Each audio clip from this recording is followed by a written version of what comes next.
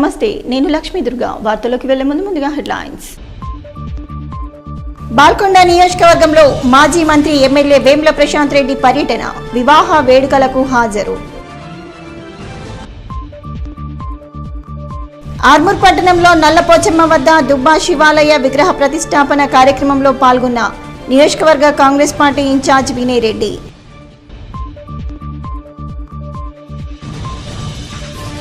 ఆర్మూర్ మండలం గోవింద్పేట్ ప్రాథమిక ఆరోగ్య కేంద్రాన్ని తనిఖీ చేసిన కలెక్టర్ త్రిపాఠి. ఆర్మూర్ పట్టణంలోని పోలీస్ స్టేషన్లో వెనకాల ప్రాంతంలో అగ్ని ప్రమాదం, సీజ్ చేసిన ద్విచక్ర వాహనాలు, ఆటోలు, కార్లు దగ్ధం.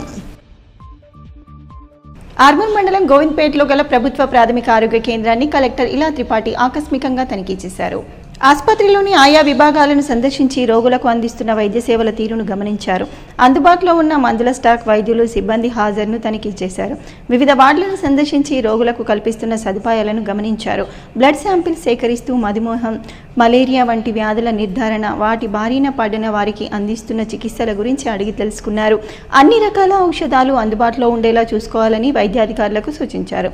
పిఎస్సిలో గురువారం రోజున ప్రత్యేక వైద్య శిబిరం నిర్వహిస్తున్న విషయం తెలుసుకున్న కలెక్టర్ ఆయా విభాగాలకు చెందిన ప్రత్యేక వైద్య నిపుణులు శిబిరానికి హాజరయ్యారా అని ఆరా తీశారు. ఈ తరహా ప్రత్యేక శిబిరాలను ప్రజలు సద్వినియోగం చేసుకునేలా ముందస్తుగానే సమాచారం చేరవేయాలని సూచించారు. Orthopaedic, gynaec, dentist, general physician తదితర విభాగాల ద్వారా ప్రత్యేక శిబిరంలో రోగులకు అందిస్తున్న వైద్య సేవలను కలెక్టర్ స్వయంగా పరిశీలించి సంతృప్తి వ్యక్తం చేశారు. కస్తూర్బా గాంధీ, జ్యోతిబా పూలే విద్యాలయాలు, సంక్షేమ వసతి గృహాలలో కూడా క్రమం తప్పకుండా వైద్య శిబిరాలు నిర్వహించాలని ఆదేశించారు. ప్రభుత్వం ప్రతిష్టాత్మకంగా అమలు చేస్తున్న ప్రజాపాలన ప్రగతి ప్రణాళికలో భాగంగా నిర్దేశించిన కార్యక్రమాలను తూచా తప్పకుండా పాటిస్తూ ప్రజారోగ్య పరిరక్షణకు ప్రాధాన్యత ఇవ్వాలని హితవు పలికారు. కలెక్టర్ వెంట జిల్లా వైద్యారోగ్య శాఖ అధికారిని డాక్టర్ రాజశ్రీ తదితరులు ఉన్నారు. బాల్కొండ నియోజకవర్గంలో మాజీ మంత్రి ఎమ్మెల్యే వేముల ప్రశాంత్ రెడ్డి పాల్గొని సుడిగాలి పర్యటన చేసి వివాహ శుభకార్యాలలో పాల్గొన్నారు. బాల్కొండ మండలం మరియు మోర్తాడ్, వేల్పూర్, భీమ్గల్ మండలాల్లో జరిగిన వివాహ వేడుకల్లో ఆయన హాజరయ్యారు. నవ దంపతులను ఆశీర్వదించి వారికి శుభాకాంక్షలు చెప్పారు. అనంతరం స్థానిక టీఆర్ఎస్ నేతలను, వారి కుటుంబీకులను ఆప్యాయంగా పలకరించారు. వారు ఏర్పాటు చేసిన విందులో పాల్గొని బంధువులతో, టీఆర్ఎస్ నేతలతో కలిసి విందు భోజనం చేశారు. ప్రశాంత్ రెడ్డి వెంట నియోజకవర్గ టీఆర్ఎస్ నాయకులు, కార్యకర్తలు తదితరులు ఉన్నారు. ఆర్మూర్ పట్టణంలో నల్లపోచమ్మ వద్ద నూతన తాళ్ల దుబ్బ శివాలయం విగ్రహ ప్రతిష్టాపన కార్యక్రమంలో నియోజకవర్గ కాంగ్రెస్ పార్టీ ఇన్ఛార్జ్ వినయ్ రెడ్డి పాల్గొని ప్రత్యేక పూజలు చేశారు. ఈ సందర్భంగా నల్లపోచమ్మ కాలనీ వాసులు వినయ్ రెడ్డికి ఘన స్వాగతం పలికారు. అనంతరం ఆలయంలో విశిష్ట పూజలు చేసిన ఆయన మొక్కులు చెల్లించుకున్నారు. భక్తి శ్రద్ధలతో శివాలయంలో విగ్రహ ప్రతిష్టాపన నిర్వహించడం ఎంతో సంతోషకరమని అన్నారు. పరిసర గ్రామాల నుంచి వచ్చిన భక్తులతో ఆయన ఆప్యాయంగా మాట్లాడారు. ఆర్మూర్ నియోజకవర్గం నిత్యం అభివృద్ధి జరగాలని ఆకాంక్షించారు. అనంతరం ఏర్పాటు చేసిన అన్నదాన కార్యక్రమంలో ఆయన పాల్గొని భక్తులకు అన్నప్రసాద వితరణ చేశారు. ఈ కార్యక్రమంలో కాలనీవాసులు, కాంగ్రెస్ నాయకులు తదితరులు ఉన్నారు. ఈరోజు ఆర్మూర్ పట్టణంలోని 12, 13వ వార్డులో తాళ్ళ శివాలయాన్ని మనము శంకుస్థాపన చేసుకోవడం జరిగింది. గొప్పగా పూజా కార్యక్రమాలు నిన్నటి నుండి నిర్వహించడం జరిగింది.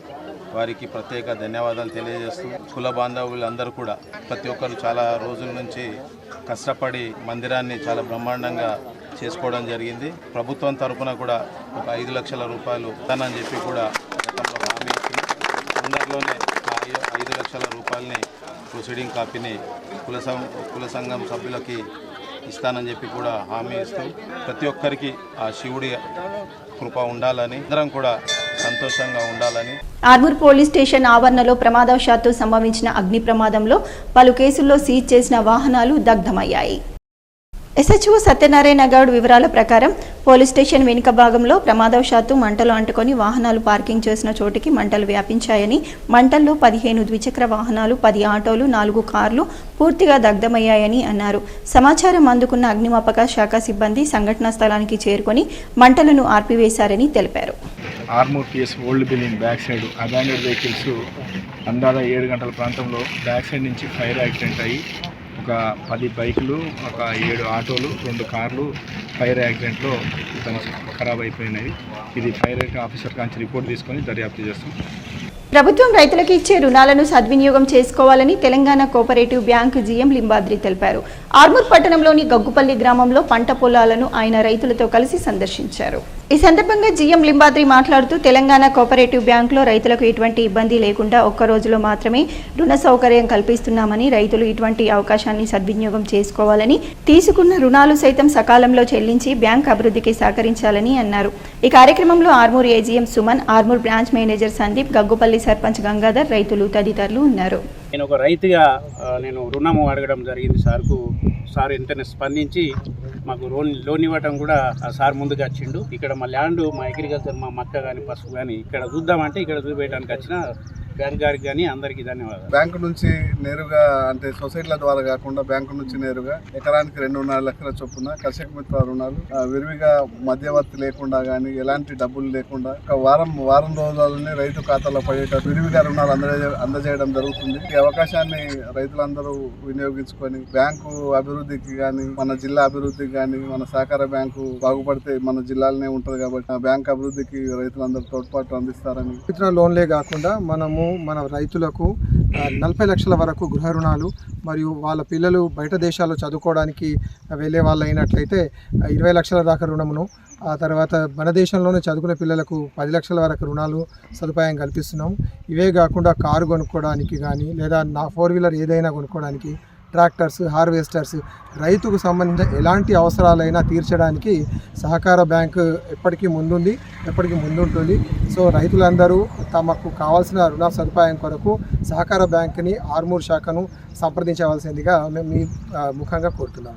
అగ్ని ప్రమాదాలు జరిగితే ఎలా స్పందించాలి అన్న విషయాలపై ప్రతి ఒక్కరికి అవగాహన ఉండాలని అగ్నిమాపక సిబ్బంది సురేష్ తెలిపారు. ఈ సందర్భంగా అగ్నిమాపక సిబ్బంది మాట్లాడుతూ అగ్ని ప్రమాదం సంభవించినప్పుడు మనల్ని మనం ఎలా రక్షించుకోవాలి, అలాగే ఇతరులను ఎలా సహాయపడుతూ సంరక్షించాలి అన్న విషయాలను విద్యార్థులకు వివరించామని అన్నారు. అలాగే ప్రతి పాఠశాలలో, ఆసుపత్రులలో అగ్నిమాపక పరికరాలు అందుబాటులో ఉంచాలని సూచించారు. ఈ కార్యక్రమంలో పాఠశాల కరెస్పాండెంట్ ప్రకాష్, ఉపాధ్యాయ బృందం, విద్యార్థులు ఉన్నారు. ఆర్మూర్ పట్టణంలోని పోచమ్మ గల్లీ నూతనంగా నిర్మించిన తాళ్లదుబ్బ శివాలయంలో నూతన విగ్రహాల ప్రతిష్టాపన మహోత్సవం వేద పండితుల మంత్రోచ్చరణలతో ఘనంగా కొనసాగింది. వేద పండితులు వేదాంతం గోపీకృష్ణ ఆధ్వర్యంలో ప్రత్యేక పూజలు చేసి విగ్రహాలను ప్రతిష్ఠించారు. అనంతరం భక్తులు స్వామివారిని దర్శించుకున్నారు. ప్రతిష్టాపన మహోత్సవంలో భక్తులు పెద్ద సంఖ్యలో పాల్గొని ప్రత్యేక పూజలు చేశారు. స్వామివారి ఆశీస్సులతో ప్రజలంతా ఆయుర ఆరోగ్యాలతో, అష్ట ఐశ్వర్యాలతో వర్ధిల్లాలని వేద పండితులు ఆకాంక్షించారు. అనంతరం ఏర్పాటు చేసిన అన్నదాన కార్యక్రమంలో భక్తులు పాల్గొని అన్నప్రసాదాలు స్వీకరించారు. 3 రోజుల పాటు విగ్రహ ప్రతిష్టాపన కార్యక్రమాలు ఘనంగా నిర్వహించడం జరిగిందని, ఇందుకు గాను సహకరించిన భక్తులకు కమిటీ సభ్యులు కృతజ్ఞతలు తెలిపారు. ఈ కార్యక్రమంలో ఆలయ కమిటీ సభ్యులు, నిర్వాహకులు, ప్రజలు తదితరులు ఉన్నారు. కేవలం శివాలయం కాకుండా శివపంచాయతన దేవతలు ఆదిత్యం, అంబికం, విష్ణుం, గణనాథం చ మహేశ్వరమని, గణపతి, అమ్మవారు, నాగేంద్రుడు, సూర్యనారాయణుడు, శివుడు, నంది ఇత్యాది దేవతల పరివారంతో శివాలయం ప్రతిష్ట నిన్న ఈరోజు చేయడం జరిగింది. కుల సంఘాలు అదేవిధంగా ఈ ప్రాంతంలో ఆహ్లాదకరమైన వాతావరణంలో ఎంతో శ్రమ కోర్చి వీళ్ళందరూ కూడా ఏర్పాటు చేయడం జరిగింది. 12, 13 వార్డు సభ్యులు, 34 వార్డు సభ్యులందరూ కూడా కలిసి ఎంతో శ్రమతోటి ఇక్కడ ఆలయాన్ని నిర్మించడం జరిగింది. ఈ యొక్క ఆలయాన్ని మహావైభవంగా 2 రోజులు వైదికంగా ఈ యొక్క ప్రతిష్టాపన చేయడం జరిగింది. శివ పంచాయతనం దర్శించుకున్న వాళ్ళందరికీ కూడాను కోరిన కోరికలన్నీ కూడా నెరవేరుతాయి అనడంలో ఎటువంటి అనుమానం లేదు.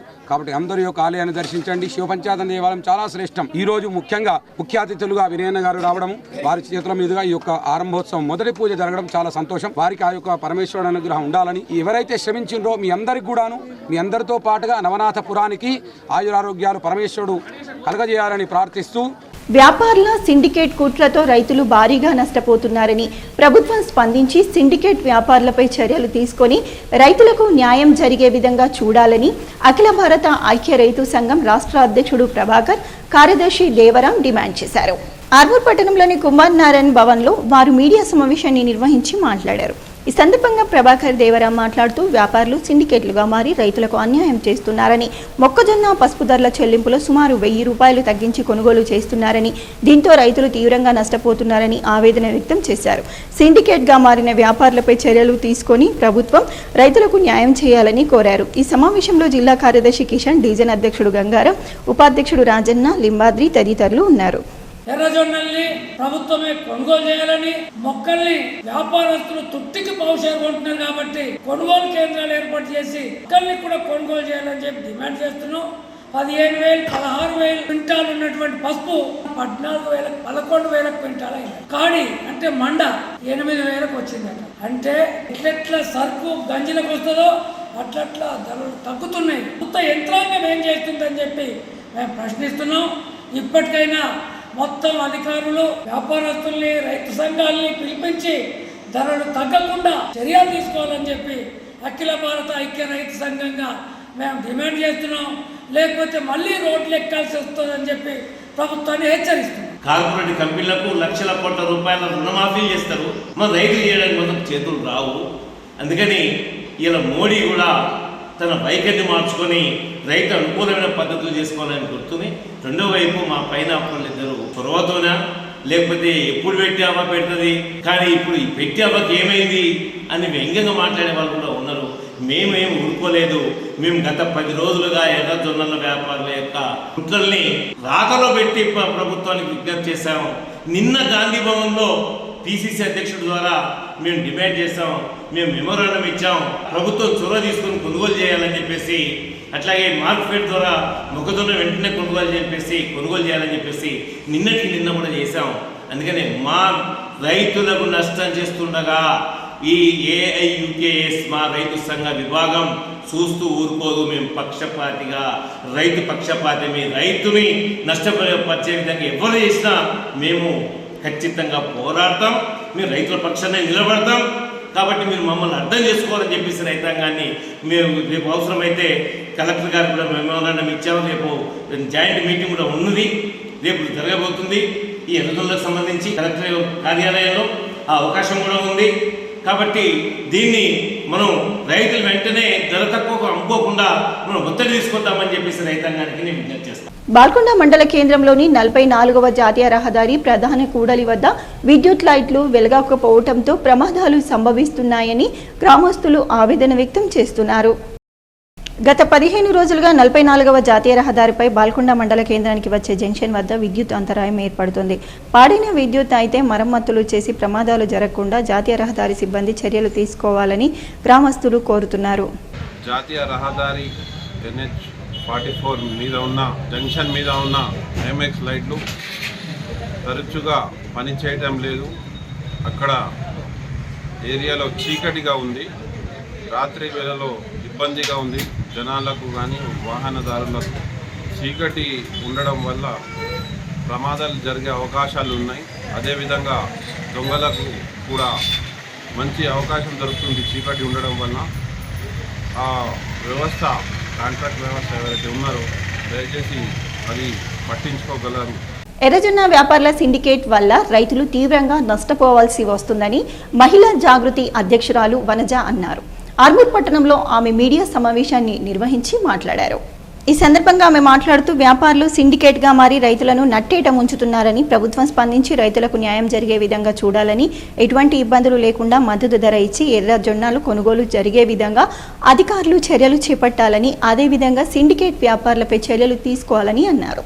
రైతు కన్నీరు పెట్టిన రాజ్యం ఏం బాగుపడదు. అధికార పార్టీ లీడర్లు ఏం చేస్తున్నారు, వీళ్ళందరూ ఏం చేస్తున్నారు, ఎందుకు అసలు ఈ గిట్టుబాటు ధర తీసుకొస్తలేరు? ఫస్ట్ 3,550 రూపాయలు చొప్పున కొన్నారు, అది గిట్టుబాటు ధర అయితే లేదు. ఇప్పుడు 4,550 రూపాయల కొనాలని మేము డిమాండ్ చేస్తా ఉన్నాము. రైతుని ఇబ్బంది పెట్టొద్దని. రైతులు ఏంది రాజ్యం లేదు. ఆ రైతు కష్టపడితేనే మనం ఈ రోజు 5 ఏళ్ళు మనం ముద్ద పెట్టుకొని నోట్లో పెట్టుకుంటున్నాము, లేకపోతే చాలా ఇబ్బందులు ఎదుర్కొంటాము. అటువంటి రైతులు ఎందుకు పట్టించుకుంటలేరు? రైతు రాసయ్యేదే ప్రభుత్వం చూపిస్తుంది కానీ ప్రభుత్వం మంచిగా చేస్తలేదు. నాడు ఈ రైతుని మొత్తం కన్నీట్ల ముంచేస్తున్నది. పంట వస్తుంది అన్న సంబరంకు రేట్లు మొత్తం తీసేస్తుండ్రు సార్. ఈ రేట్లు తీయకుండా తగిన ధరకు కొనాలని, కలెక్టర్ దగ్గర దాకా చేరాలని, రైతుని కష్టపెడితే నష్టపోయేది ప్రజలే సార్. తెల్లందాకా పొద్దుందాకా లేచి పండించి చేసి చేతుకస్తున్నాయి అన్నసరికంటే ఈ వ్యాపారస్తులు మొత్తం సర్వనాశనం చేసేస్తున్నారు మమ్మల్ని. కరెక్ట్ రేటు కొనక సర్వనాశనం చేసేస్తున్నారు మమ్మల్ని. రైతుని ఇంత బాధ పెడుతున్నారు, రైతుని ఇంత కన్నీటు ముంచేస్తున్నారు మాకు పంట చేతికి వచ్చిందనేసరికంటే. నిజామాబాద్ జిల్లా కేంద్రంలోని నాగారంలో గల ప్రభుత్వ గిరిజన సంక్షేమ మహిళా డిగ్రీ కళాశాలను కలెక్టర్ ఇలా త్రిపాఠి ఆకస్మికంగా తనిఖీ చేశారు. కిచెన్, డైనింగ్ హాళ్లను సందర్శించి నిర్వహణ తీరుతెన్నులను నిశితంగా పరిశీలించారు. విద్యార్థినుల కోసం వండిన అన్నం, ఇతర ఆహార పదార్థాల నాణ్యతను తనిఖీ చేశారు. కిచెన్ శుభ్రంగా ఉంచుకోవాలని, లేని పక్షంలో ఈగలు, దోమలు వృద్ధి చెంది వ్యాధులు ప్రబలేందుకు ఆస్కారం ఉంటుందని అన్నారు. కిచెన్లో మైనర్ బాలిక పనులు చేస్తుండడాన్ని గమనించిన కలెక్టర్ ఆమె గురించి వాకబు చేశారు. తన పెద్దమ్మతో కలిసి గత కొన్ని రోజులుగా కిచెన్లో వంట పనులలో సహాయం చేస్తున్నానని సదరు బాలిక కలెక్టర్కు తెలిపారు. దీంతో కలెక్టర్ కళాశాల నిర్వాహకులపై తీవ్ర ఆగ్రహం వ్యక్తం చేశారు. చదువుకునే వయసు కలిగిన మైనర్ బాలికతో ప్రభుత్వ విద్యా సంస్థలలో ఎలా పనులు చేయిస్తున్నారని నిలదీశారు. దీనిని తీవ్రంగా పరిగణించిన కలెక్టర్ ఇలా త్రిపాఠి కళాశాల ప్రిన్సిపల్ సయ్యాదా జైనాబ్కు షోకాజ్ మెమో జారీ చేయాలని సంబంధిత అధికారులను ఆదేశించారు. చక్కగా చదువుకోవాలని, ప్రభుత్వ పరంగా అన్ని వసతులు కల్పిస్తామని బాలికకు కలెక్టర్ భరోసా కల్పించారు. బాలికను సమీపంలోని పాఠశాలలో చేర్పించి ఉచిత విద్యా వసతి అమలయ్యేలా చూడాలని సిడిపిఓ, ఎంఈఓలను ఆదేశించారు. అనంతరం కలెక్టర్ డిగ్రీ విద్యార్థినులకు కొద్దిసేపు వివిధ అంశాలపై బోధన చేశారు. చక్కగా చదువుకొని ఉన్నత విద్యను పూర్తి చేసుకుంటే ఉజ్వల భవిష్యత్తు ఉంటుందని సూచించారు. ఎన్ని ఇబ్బందులు వచ్చినా ఈ దశలో చదువును ఆపకూడదని మార్గనిర్దేశం చేశారు. మార్చి 28న నిజామాబాద్ జిల్లాలోని కోర్టు సముదాయాలలో నిర్వహిస్తున్న జాతీయ లోక్ అదాలత్ను విజయవంతం చేయడానికి న్యాయవాదులు సహాయ సహకారాలు అందించాలని జిల్లా ప్రధాన న్యాయమూర్తి జీవీఎన్ భరతలక్ష్మి కోరారు. జిల్లా కోర్టు ప్రాంగణంలోని నిజామాబాద్ బార్ అసోసియేషన్ హాల్లో ఆమె న్యాయవాదులను ఉద్దేశించి ప్రసంగించారు. రాజీ పడదగిన అన్ని క్రిమినల్ కేసులు లోక్ అదాలత్లో రాజీ పద్ధతిన పరిష్కరించుకునే అవకాశం ఉన్నదని ఆమె తెలిపారు. అదనపు జిల్లా జడ్జి హరీష మాట్లాడుతూ భూ నష్ట పరిహార దావాలలో జిల్లా అధికార యంత్రాంగం, న్యాయవాదులు ఒక అంగీకారానికి వస్తే త్వరితగతిన పరిష్కరించే వీలు ఉందని అన్నారు. అందరం కలిసి న్యాయ సేవలు ప్రజలకి చేరవేయొచ్చునని తెలియజేశారు. అదనపు జిల్లా జడ్జీలు శ్రీనివాస్, దుర్గాప్రసాద్, వరుదినిలు న్యాయ సేవా అధికార సంస్థ నాన్సా ఆదర్శాలకు అనుగుణంగా కలిసికట్టుగా కదిలి న్యాయ సేవలను విస్తృతం చేద్దామని అన్నారు. న్యాయ సేవా అధికార సంస్థ కార్యదర్శి senior civil judge Sai Sudha సంస్థ లక్ష్య సాధనకు పౌర సమాజం కలిసి రావాలని తెలియజేశారు. అన్ని డిస్ట్రిక్ట్ కోర్టులు కలిపి 1265 కేసులు ఉన్నాయండి. కోర్టుకి రిఫండ్ సర్టిఫికెట్ అనేది అదే రోజు లోక్ అదాలత్లో సెటిల్ అయిన రోజే ఇస్తే బాగుంటుందని అన్నారు. మీకు లోక్ అదాలత్తో సెటిల్ అయిన రోజు, అవార్డు పాస్ అయిన రోజు, అవార్డు సంతకాలు అయిన రోజు, అవార్డు కాపీ మీకు ఇచ్చేటప్పుడు దాంతో పాటు కోర్టు రిఫండ్ సర్టిఫికెట్ కూడా ఇవ్వమని మా ఆఫీసర్స్కి నేను రిక్వెస్ట్ చేస్తాను. అందువల్ల అయితే మాకేమీ ప్రాబ్లం లేదు. రెండోది క్రిమినల్ కాంపౌండబుల్ కేసెస్ అన్ని కోర్టుతో కలిపి 1420 కేసులు మీ దగ్గర కేసెస్ ఉన్నాయి కాబట్టి వారు మిమ్మల్ని సంప్రదిస్తే మీరు వాటిని సెటిల్మెంట్ కోసం మాకు రిఫర్ చేయాల్సిందిగా మేము మరీ కోరుకుంటున్నాము. ఒకవేళ అడ్వకేట్స్ రాకుండా పార్టీలు అటెండ్ అయినా మేము వారికి నోటీస్ ఇస్తాము. బాబు, ఈ కేసులో మీకు ఫలానా వారు అడ్వకేట్ గా ఉన్నారు, వారిని తీసుకొని రండి అని చెప్తాము. అప్పటికప్పుడు మీ నోటీస్ లో త్రూ ఫోన్ కానీ లేకపోతే మనిషి ద్వారా కానీ పెడతాము ఖచ్చితంగా. మిగతా సివిల్ కేసెస్ అన్ని కలిపి అన్ని కోర్టులలో 70 కేసెస్ ఉన్నాయండి. సరే పోతే పోయిన 100 గజాలు, 200 గజాలు, అరెకరంలో అని అవతల వాళ్ళతోటి రాజీ చేసుకొని ముందుకు వచ్చి మేము రాజీ చేసుకుంటామని అంటే అట్లాంటి కేసెస్ అన్ని సివిల్ కేసెస్ కూడా మేము రాజీ చేయడానికి సిద్ధంగా ఉన్నాము. ఒక సెషన్స్ కేసెస్ తప్ప, ఒక్క నాన్ కాంపౌండబుల్ కేసెస్ తప్ప అన్ని కేసెస్ మేము రాజీ చేయడానికి రెడీగా ఉన్నాము. అధికార కాంగ్రెస్ పార్టీకి చెందిన సీనియర్ నేత దర్పల్లి మాజీ ఎంపీపీ ముద్రా సంఘం రాష్ట్ర ఉపాధ్యక్షుడు ఇమ్మడి గోపి దారుణ హత్యకు గురయ్యాడు. ఇమ్మడి గోపి రాత్రి తన కారులో స్వగ్రామం లింగాపూర్కి వెళ్తుండగా ఇందల్వాయి మండలం లింగాపూర్ గ్రామ శివార్లో వేరే వెహికల్లో వచ్చిన నిందితుడు మరో కారుతో ఢీకొట్టి అనంతరం అత్యంత దారుణంగా హతమార్చాడు. ఇమ్మడి గోపిని హతమార్చిన నిందితుడు తర్వాత ఇందల్వాయి పోలీస్ స్టేషన్లో లొంగిపోయాడు. విషయం తెలిసి వెంటనే పోలీసులు రంగంలోకి దిగారు.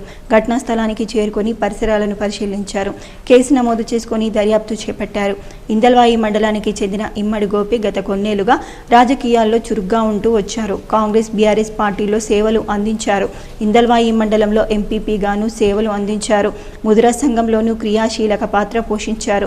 సామాజిక సేవా కార్యక్రమాలు సైతం నిర్వర్తించేవారు. ఆయన భార్య హేమలత ఇటీవలే గౌరారం సర్పంచ్గా గెలిచి బాధ్యతలు చేపట్టారు. ఇమ్మడి గోపిని హతమార్చింది సమీప బంధువు, వరుసకు మేనల్లుడైన వ్యక్తిగా పోలీసులు గుర్తించారు. నిందితుడు తనంతట తాను పోలీసులకు లొంగిపోగా ఇందుకు గల కారణాలపై వారు విచారణ కొనసాగిస్తున్నారు. పోలీసులు కేసు నమోదు చేసుకుని దర్యాప్తు చేస్తున్నారు. సర్పంచ్ ఎన్నికలు జరిగి 3 నెలలు గడవక ముందే నిజామాబాద్ జిల్లా ముప్కాల్ గ్రామ పంచాయతీలో అవినీతి అడ్డాగా మారింది. బీజేవైఎం రాష్ట్ర ఉపాధ్యక్షుడు సంతోష్ ఆరోపించారు. 2024-25 సంవత్సరంలో ఎంజీఎన్ఆర్ఈజీఎస్ నిధుల క్రింద 75 లక్షల నిధులు మంజూరైతే ఆ నిధులు దుర్వినియోగం జరిగిందని అన్నారు. 11 కిలోమీటర్ల డ్రైనేజీ ఉందని చూయించి సుమారు 4 లక్షల ఎంబీ రికార్డు చూపించారని ఆరోపించారు.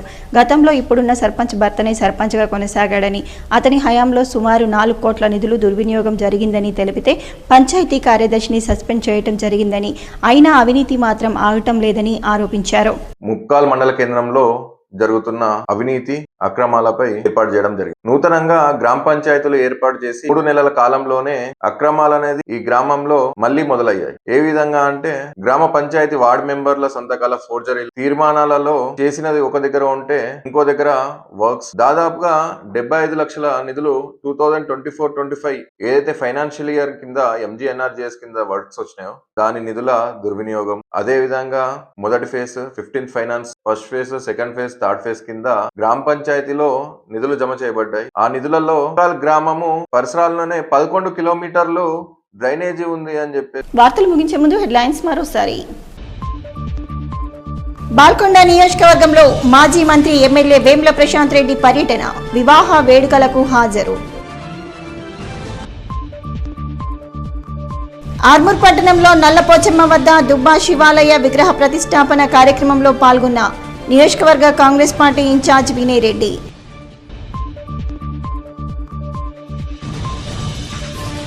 ఆర్మూర్ మండలం గోవింద్పేట్ ప్రాథమిక ఆరోగ్య కేంద్రాన్ని తనిఖీ చేసిన కలెక్టర్ త్రిపాఠి. ఆర్మూర్ పట్టణంలోని పోలీస్ స్టేషన్లో వెనకాల ప్రాంతంలో అగ్ని ప్రమాదం, సీజ్ చేసిన ద్విచక్ర వాహనాలు, ఆటోలు, కార్లు దగ్ధం. ఇవి బులెటిన్లోని విశేషాలు. తిరిగి వచ్చే బులెటిన్లో మళ్ళీ కలుద్దాం. అంతవరకు సెలవు, నమస్కారం.